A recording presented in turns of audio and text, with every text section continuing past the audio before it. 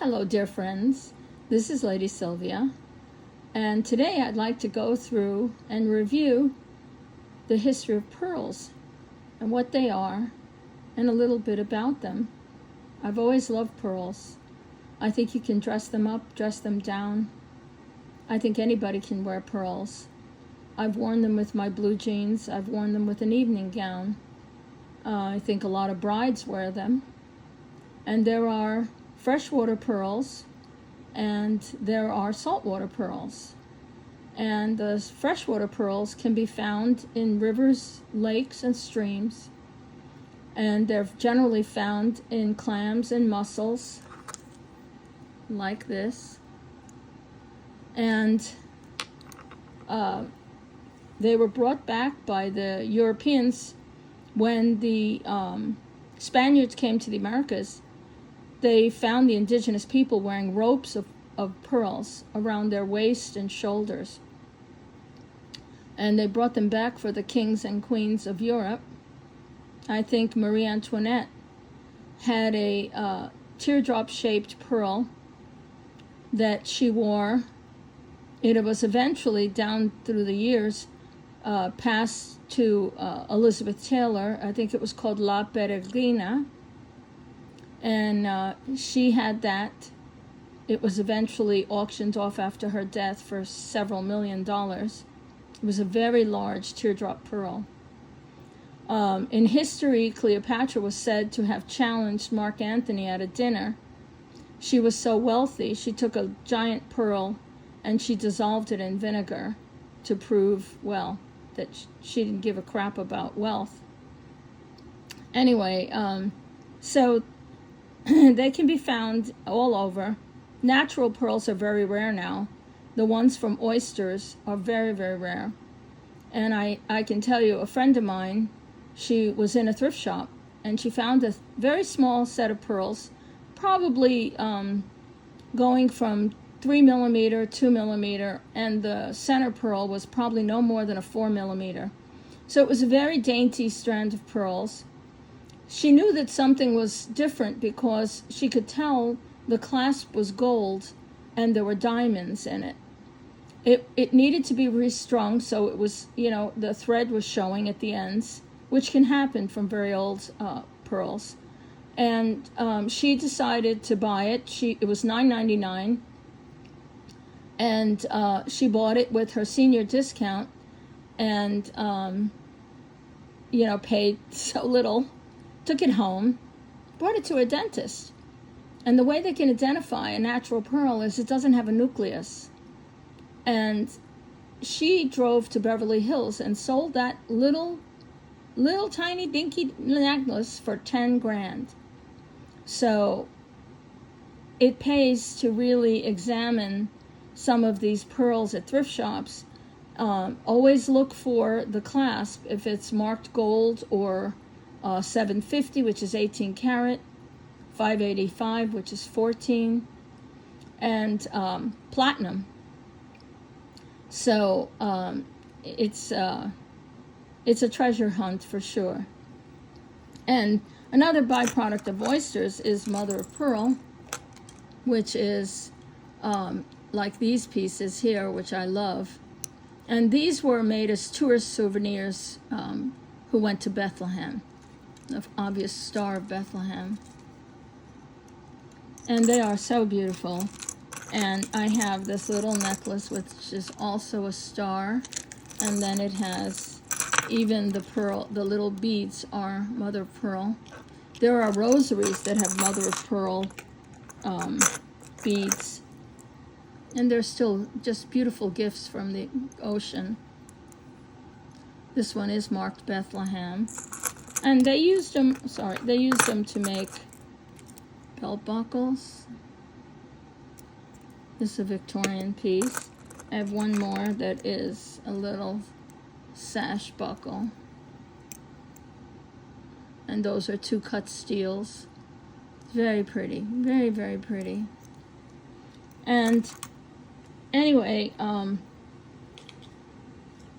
going back to the types of pearls, there are many, many different types of cultured pearls. Now, what is a cultured pearl? A cultured pearl, they were invented by Mr. Mikimoto, and he began producing them in the late 20s, early 30s. And what he developed was that by inserting a very tiny,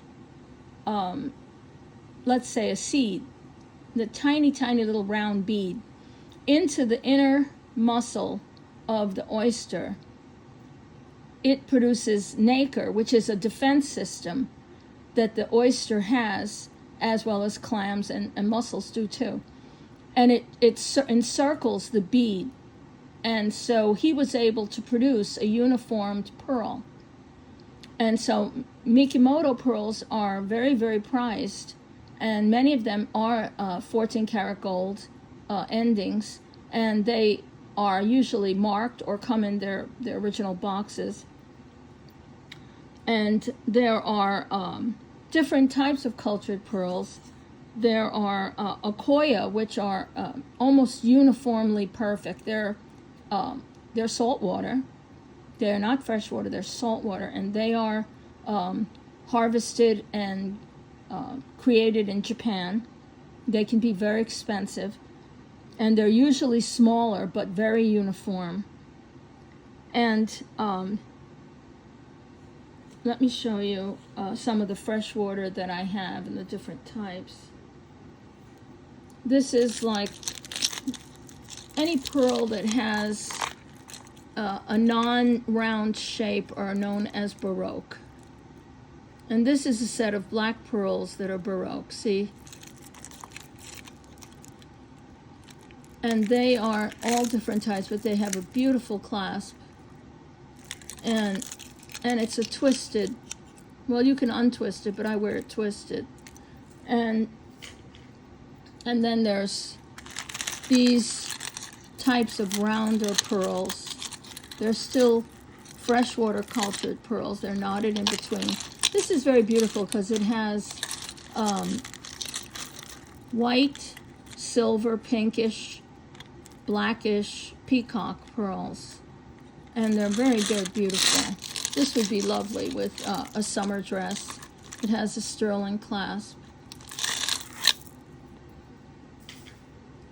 And then there are coin pearls. Coin pearls, believe it or not, there is a teeny tiny flat disc that's inserted into the muscle. And that is what creates this round flat disc shape. And these can be very pricey, especially larger ones like these. They can be very, very pricey. And aren't they beautiful? The luster is amazing. And I think the last time I went to a bead show, this is a long strand. Like a half of this strand was $80.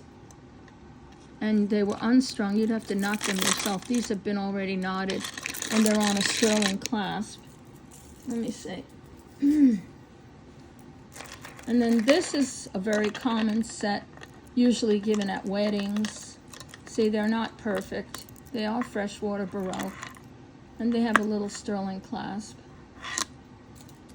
Those are kinds of graduation gifts and,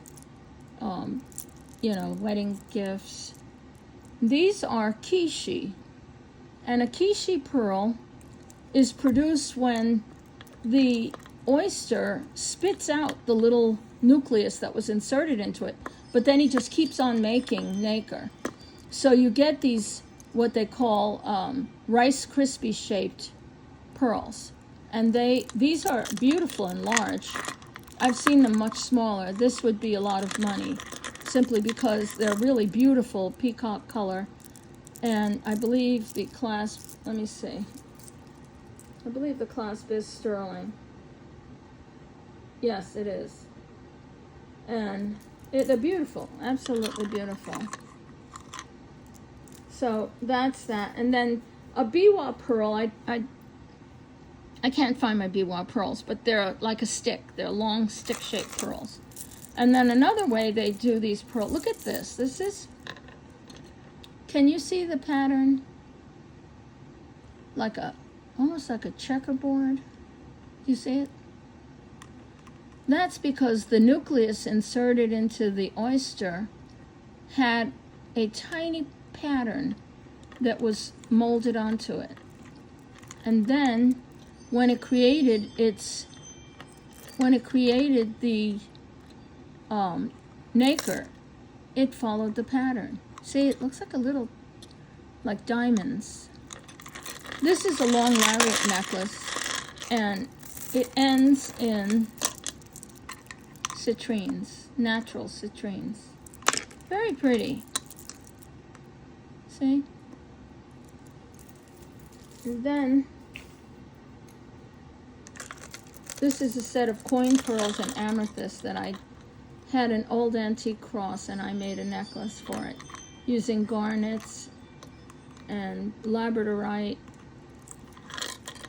I said amethyst, it's actually labradorite and garnet. And I made that. This is all freshwater golden pearls. And I love this necklace. I wear this a lot because it has 3 little cats. 4 little cats.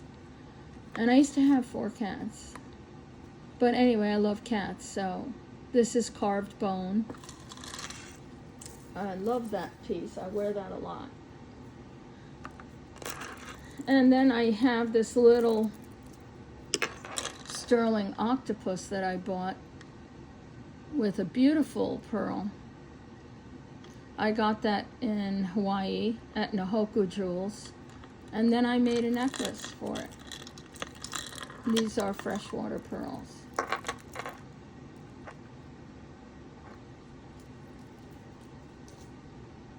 So other types of companies have come out with different types of pearls. A company that came out with, I think, towards the 1950s, and I was on a cruise boat, and believe me, this company, they were selling necklaces, really expensive. This is a company in Spain called Mallorca, and what's different about Mallorca is that basically it's not a cultured pearl. It is let's say a glass bead, because that's really what it is. And they coat it in their own patented mixture of fish scales and natural nacre. And this is what they say. They guarantee that unlike real pearls, which you must remove before you take a bath or you go in a swimming pool, Mallorca says you don't have to take them off. You can go swimming in chlorine pools, saltwater pools, and nothing will happen to them. I still wouldn't do that, but this is a Mallorca pearl. And they've made it look like a real giant Baroque pearl, but it's not. And the chain is sterling. It's a very pretty chain. And then on the end is their symbol, the M for Mallorca. And, I have to laugh because on the cruise boat, boy, they were super expensive. And I just can't see paying that when it's not actually a real pearl. Not even a freshwater pearl. It's like a nothing pearl. But costume is beautiful too. And you can find some beautiful costume pieces in the thrift stores. Look at this. Look at this. It's glass. Now, glass is heavy. A natural pearl is not as heavy as the glass. And they're so beautiful, though. And I love them. This is a set of very heavy. These are freshwater pearl in navy blue. This is a long, like almost flapper length. Freshwater pearls. They're very round. So they're really good quality because they're really very uniform. But they are freshwater. And then you can find Monet makes glass pearls into beautiful necklaces. I don't know who made this set, but it's beautiful. Really, really beautiful. It's not signed. but they really are lovely.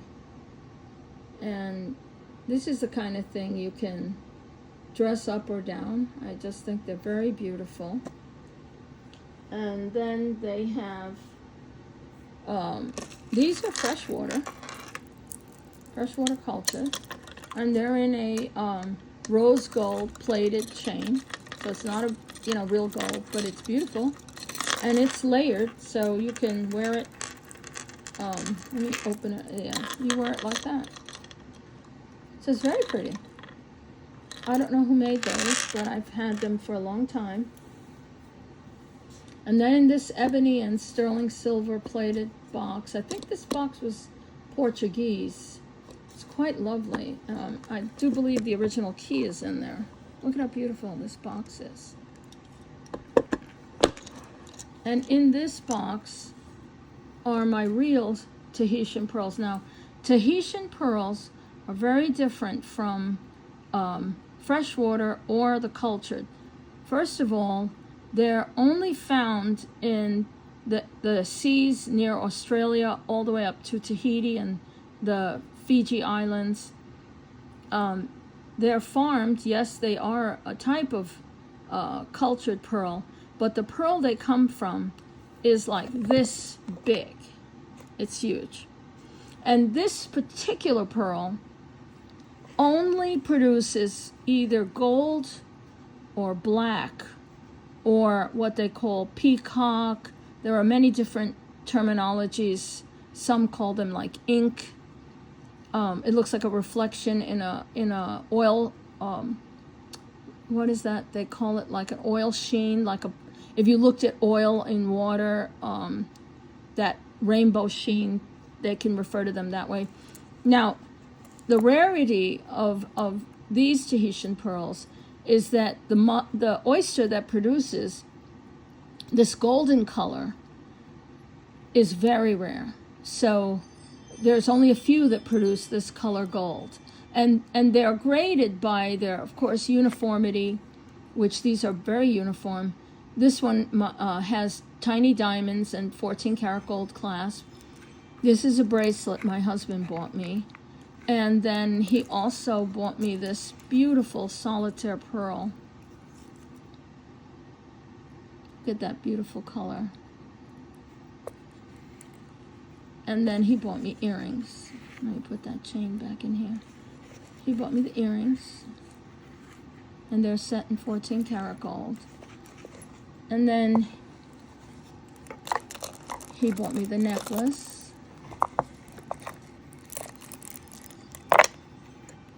which has diamonds in the clasp. And you notice these are South Sea golden pearls. They're lighter than the bracelet, but they are still South Sea golden pearls. And then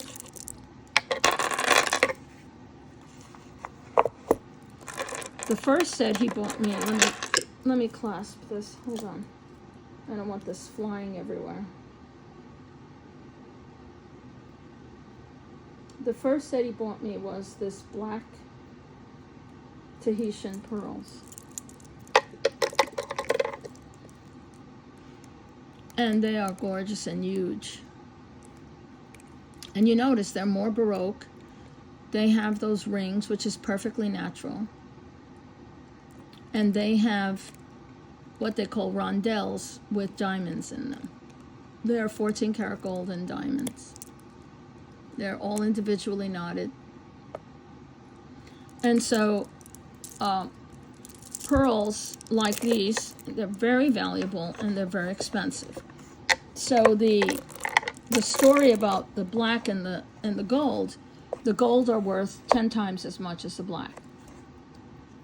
So I really take good care of them. They're in a velvet lined box. I don't put them with any other jewelry so as to damage them in any way. So they're locked in this box. I have the little key. And they're really one of my most treasured items. I love this set. And then here,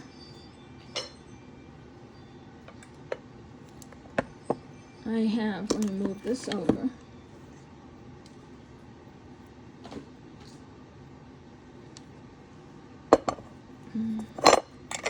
Isn't this beautiful, this box? This milk glass of a lady's hand holding a bird. And in here are my South Sea white pearls. I always wanted a white set. And I keep a tag in there to remind myself of their diameter. This is an 18-inch South Sea Baroque pearl in 12 millimeter. And then I put an enhancer, which is a 14 karat gold.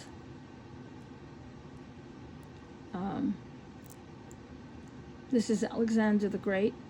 The clasp is 14 karat gold. And the size of these pearls is just beautiful. They're 12 millimeter. But they're South Sea white pearls. And then it's always good to keep them in a silk pouch if you can, or in a separate place so they never scratch. And the rule about pearls is they are the last thing you put on. So you put your perfume, you put all your stuff on, your makeup. They're the last thing you put on and the first thing you take off before you undress or you use makeup remover or anything else on your body. This set here is a 25-inch South Sea 10 millimeter white. Oh, these are so beautiful. Look at the luster. And there's a 14 karat gold and diamond enhancer. And there's 14 karat gold knotted and strung in between. Aren't they fabulous? That enhancer, believe it or not, I found in a guy who was scrapping it. Can you believe it? Look how beautiful that enhancer is. I got it really cheap, and it is 14 karat gold. And when they cut the pearl in half like that, they call them mabe pearls, and they're usually done in rings. I have a mabe pearl ring in black. So you have to take very good care of that. You don't scratch that. The other thing about pearls, real pearls, don't ever put them in your mouth. First of all, that's gross. The old wives' tale was that you put them in your mouth and you rub them against your teeth. Please don't do that. You can just rub them together and you can feel the graininess. A glass pearl will not feel that way. Plus, glass is heavy. These are, you can feel the graininess. Just touch it with your fingers. Let your fingers do the talking. And you can feel that they're real. So, that's an old wives' tale, putting things in your mouth. I strongly suggest you do not do that. But they are wonderful. Keep your eyes out for pearls in thrift shops. And you can find freshwater pearls and really good prices on pearls. If you look, you can find some vintage costume that are absolutely fabulous. I mean, you never know where they'll turn up. Look at this box here, of course, shaped like a shell. Let me move this away. Look at this beautiful box. It's shaped like a little shell. Obviously, there was at one time a pearl necklace in here. Let me try to open it. It's got a really strong latch. So in there is this beautiful mother of pearl. This is the end of the necklace, but look at this, a multi-strand. It has a removable tassel. And look at those pearls. They're gorgeous. They're round, gorgeous pearls. They are freshwater cultured, but look at this. They're just beautiful. Perfect, what they call cocktail length. Very elegant. And I believe, let's see. I'm not sure if this is 925. But it doesn't matter to me because it's, let me see. I'm going to unclasp this for a second. There's nothing written on the clasp, but they sure are beautiful. And then look at these, freshwater peach colored. Aren't they beautiful? Now, what originally happened in here, you could tell, there was a necklace, a bracelet, and it looks like earrings were in here. It doesn't matter to me. I'm glad I got the box. I love it. And I keep my little special pearls in here. So, my friends, I will say thank you so much. Hope everybody has a wonderful Memorial Day weekend. I really appreciate your friendship. Truly, truly appreciate it. And I hope you enjoyed this little refresher on the beauty of pearls and pearl objects and pearl little byproducts like these. I love you, my friends. Take care, and God bless you all. Bye-bye.